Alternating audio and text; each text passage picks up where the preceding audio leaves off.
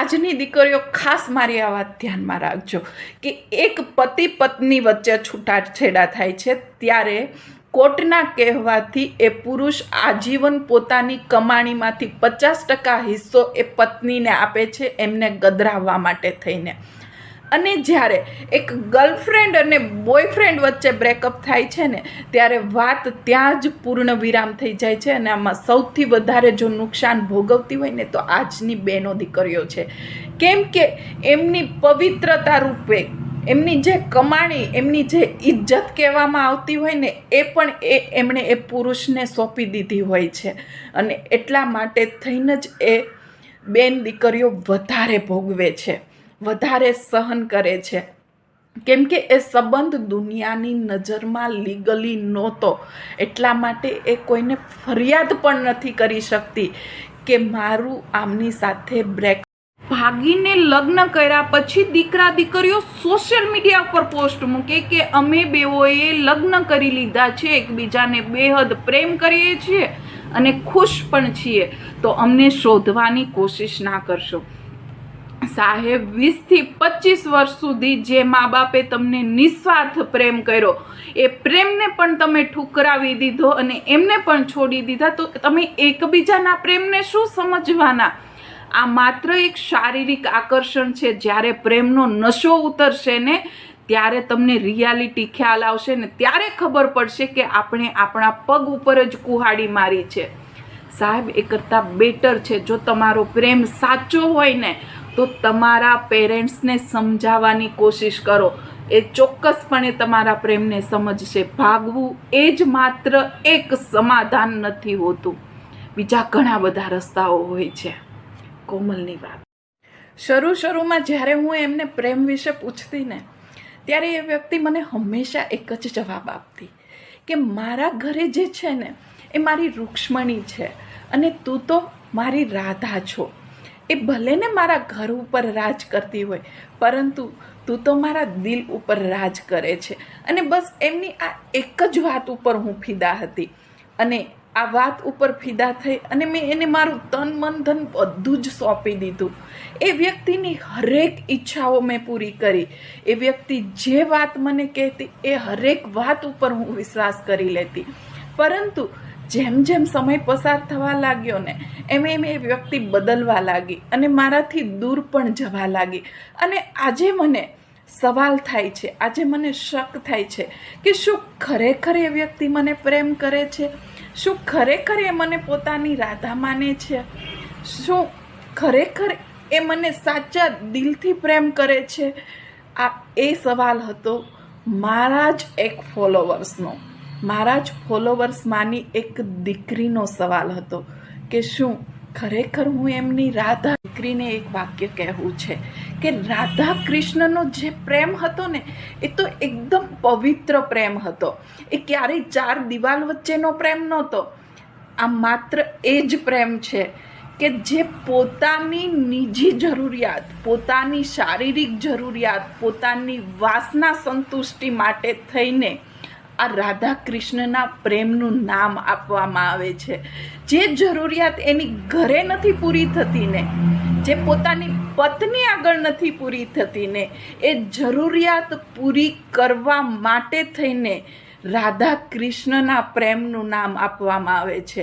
જો હકીકતમાં એ વ્યક્તિ તમને પ્રેમ કરતું હોત ને તો ક્યારેય એ વ્યક્તિ તમને 4 દિવાલ વચ્ચે ન લઈ ગયું હોત, ક્યારેય એણે તમને એમની નીચે સુવરાવવાની કોશિશ ના કરી હોત, પરંતુ એમને તમારો હાથ પકડીને આસમાનમાં ઉડાડવાની કોશિશ કરી હોત.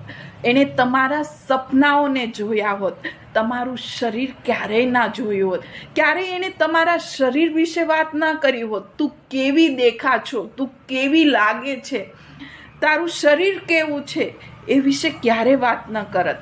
એ માત્ર ને માત્ર વાત કરત ને તો તમારા સપનાઓ વિશે, તમારા ગોલ વિશે, તમારા સુખ દુઃખ વિશે. એ તમારા શરીરને પામવાની કોશિશ ના કરત, પરંતુ તમારા આત્માને પામવાની કોશિશ કરત. રાધા કૃષ્ણ તો માત્ર નામ આપવામાં આવે છે તમને એક હોટલના રૂમ સુધી લઈ જવા માટે. વાત તમારાથી દૂર જવાની તો એ વ્યક્તિ શરૂઆતમાં તમને એટલો અહેસાસ અપાવશે કે વ્યક્તિને તમારા સુખ દુઃખ અને તમારામાં ખૂબ જ ઇન્ટરેસ્ટ છે. તમારી હરેક વાતને, હરેક વસ્તુને સાચી સાબિત કરવાની કોશિશ કરશે અને હરેક વસ્તુમાં એ ઇન્ટરેસ્ટ લેશે. તમને ગિફ્ટ આપશે, તમને બહાર ફરવા લઈ જશે, તમને મોબાઈલ ફોન આપશે, હરેક વસ્તુ, હરેક સુખ આપવાની કોશિશ કરશે.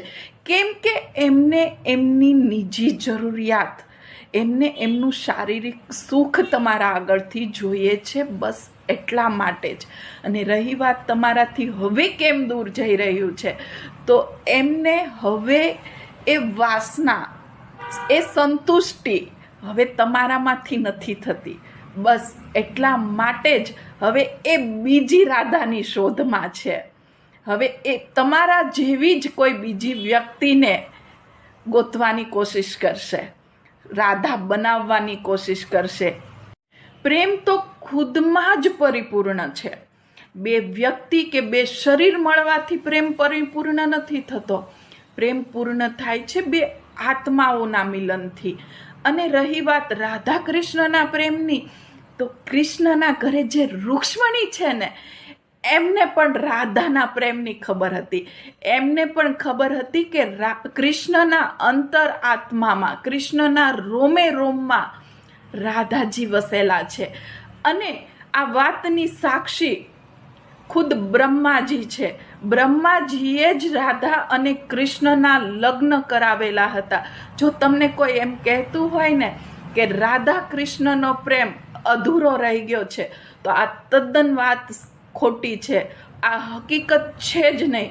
આ માત્ર ને માત્ર એ વ્યક્તિઓનું ઉપજાવેલું છે કે જે વ્યક્તિઓ પોતાની વાસના, પોતાની શારીરિક જરૂરિયાતો પૂરી કરવા માંગે છે, તમને પોતાની વાતોમાં ફસાવવા માંગે છે, જેમની નિજી જરૂરિયાતો પૂરી નથી થતી. અને આપણે ફસાઈ પણ જઈએ છીએ. કેમ કે આમાં ભૂલ આપણી જ છે. આપણે આપણા ગ્રંથોને નથી વાંચતા, આપણે આપણા જે કૃષ્ણની લીલાઓ છે એને નથી વાંચતા, માત્ર લોકોનું કહ્યું માનીને જ ચાલવા લાગે છે. એ કહે ને કે આંધળી દોટ મૂકવા લાગે છે. આપણું આ અધૂરું જ્ઞાન જ આપણને ફસાવે છે. અને આપણે આવા નરભક્ષીઓ, એક વાસનાના ભૂખ્યા માણસો, હેવાનોની વાતોમાં ફસાઈ જઈએ છીએ અને આપણે માની લઈએ છીએ કે આ પ્રેમ રાધા કૃષ્ણનો પ્રેમ છે. પરંતુ આ તદ્દન ખોટી વાત છે. કેમ કે રાધા કૃષ્ણને પણ પોતાનો પ્રેમ સાચો સાબિત કરવા માટે હજારો કસોટીઓમાંથી પાર થવું પડ્યું. જિંદગી છે ત્યાં તકલીફ તો રહેવાની જ. મર્યા પછી માણસને એમના બોડીને બળવાનો અહેસાસ પણ નથી થતો. આપણે મોતને ખાલે ખોટું બદનામ કરી નાખ્યું છે. આપણે એમને પીડાદાયક માનીએ છીએ. હકીકત તો એ છે કે આપણી જે જિંદગી છે ને, એમની અંદર જ પીડા રહેલી છે.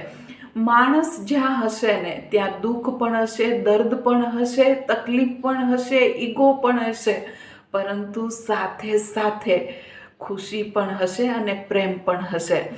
માન્યું કે જિંદગીની અંદર ખૂબ જ દર્દ રહેલું છે, પરંતુ સમયને મલમ બનાવતા શીખી લો. માન્યું કે મોતથી એક દિવસ હારવાનું જ છે, પરંતુ એ પહેલાં તમે જીવતા તો શીખી લો. કોમલની વાતો, કોમલ સાથે.